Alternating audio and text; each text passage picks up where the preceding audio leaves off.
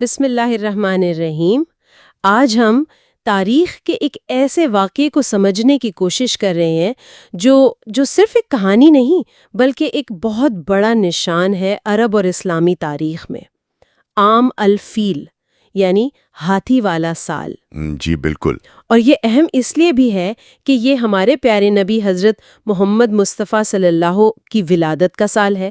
تو آج ہم ذرا تفصیل سے دیکھیں گے کہ اس واقعے میں کیا خاص بات تھی۔ جی ہاں، اور یہ سمجھنا بھی ضروری ہے کہ عرب لوگ سالوں کو کیسے یاد رکھتے تھے، بڑے واقعات سے منسوب کر کے۔ تو یہ عام الفیل کا نام پڑھنا ہی اپنے آپ میں ایک گہری بات ہے۔ صحیح۔ ایک طاقتور بادشاہ کعبہ پر حملہ کرنے نکلا، اور اس کا انجام وہ تو قرآن پاک میں بھی بیان ہوا، سورۃ الفیل میں۔ تو یہ صرف ایک فوجی ہار نہیں تھی، اس کے پیچھے بہت کچھ ہے۔ تو یہ قصہ شروع ہوتا ہے ابرہہ سے۔ وہ حبشہ کا گورنر تھا یمن میں۔ جی، حبشہ کی طرف سے مقرر تھا۔ ہاں، اور سننے میں آتا ہے کہ اس نے صنعاء میں ایک بہت بڑا شاندار قسم کا چرچ بنایا تھا، القلیس نام کا۔ جی، القلیس۔ مقصد یہ تھا کہ عرب کعبہ کے بجائے ادھر آیا کریں حج کے لیے۔ ایک طرح سے مرکز بدلنے کی کوشش تھی۔ اچھا، پھر ہوا یہ کہ کسی عرب نے کہا جاتا ہے اس چرچ کی بے حرمتی کر دی، تو ابرہہ کو بہت غصہ آیا، شدید غصہ، اور اسی غصے میں اس نے قسم کھائی کہ وہ کعبہ کو نعوذ باللہ گرا دے گا۔ لیکن کیا یہ صرف غصے کا معاملہ تھا یا کچھ اور بھی تھا اس کے پیچھے، مطلب کوئی سیاسی وجہ؟ دیکھیں، زیادہ امکان یہی ہے کہ یہ صرف غصہ نہیں تھا۔ ابرہہ شاید یمن میں اپنی پوزیشن مضبوط کرنا چاہتا تھا، اور مکہ جو عربوں کا دل تھا اس کو کمزور کرنا، یہ اس کی حکمت عملی ہو سکتی ہے۔ یہ بات اہم ہے۔ تو اس نے ایک بہت بڑا لشکر تیار کیا، بہت بڑا، اور اس میں وہ چیز شامل کی جو عرب نے پہلے نہیں دیکھی تھی، جنگی ہاتھی۔ ہاتھی؟ یہ تو بالکل ہی نئی چیز ہوگی ان کے لیے۔ جی ہاں، خوفناک بھی۔ اور جو سب سے بڑا ہاتھی تھا اس کا نام بھی تاریخ میں ملتا ہے، محمود۔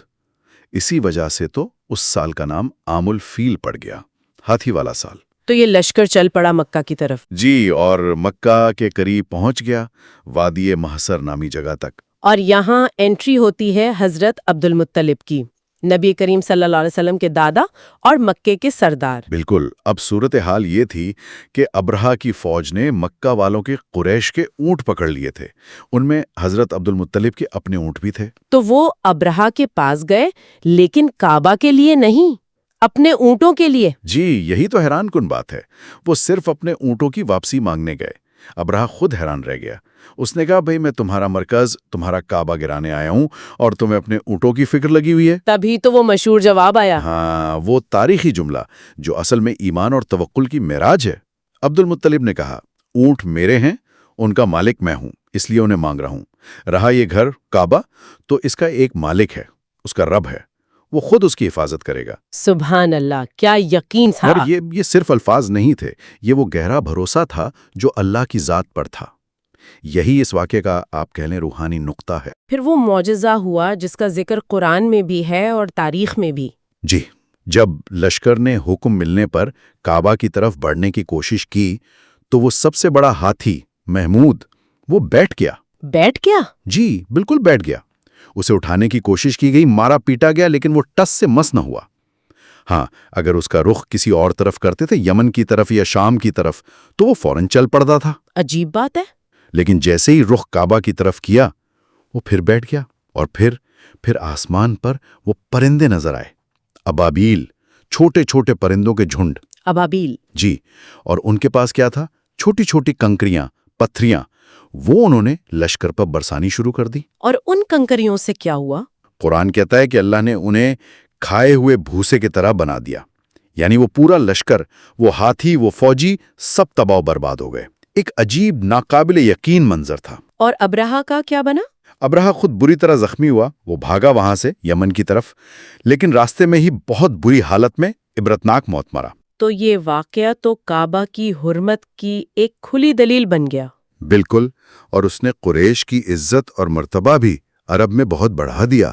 لوگ کہنے لگے کہ یہ اللہ کے گھر والے ہیں، اللہ نے خود ان کی حفاظت کی ہے۔ یہ بھی شاید ایک تیاری تھی آنے والے وقت کے لیے۔ آنے والے وقت سے مراد یہ کہ اسی واقعے کے کچھ روایت کے مطابق 50 دن بعد اور کچھ کے مطابق چند مہینوں بعد ربیع الاول کے مہینے میں اسی شہر مکہ میں ہمارے آقا حضرت محمد مصطفیٰ صلی اللہ علیہ وآلہ وسلم کی ولادت ہوئی۔ جی بالکل، گویا یہ سارا واقعہ یام الفیل یہ ایک طرح کا اعلان تھا، ایک تمہید تھی اس عظیم ہستی کی آمد کی۔ تو اگر ہم اس پورے واقعے سے کچھ اہم باتیں نکالنا چاہیں تو وہ کیا ہوں گی؟ دیکھیں، چند باتیں تو بہت واضح ہیں۔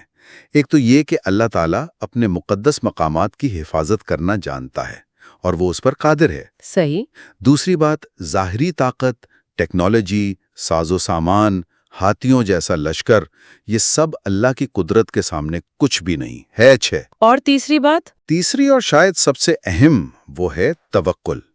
حضرت عبدالمطلب کا یقین کہ جب بندہ اللہ پر بھروسہ کرتا ہے تو اللہ کافی ہو جاتا ہے۔ یہ واقعہ اصل میں اسی یقین کی طاقت دکھاتا ہے، اور یہ سب کچھ نبی کریم صلی اللہ علیہ وسلم کی بعثت کے لیے راستہ ہموار کر رہا تھا۔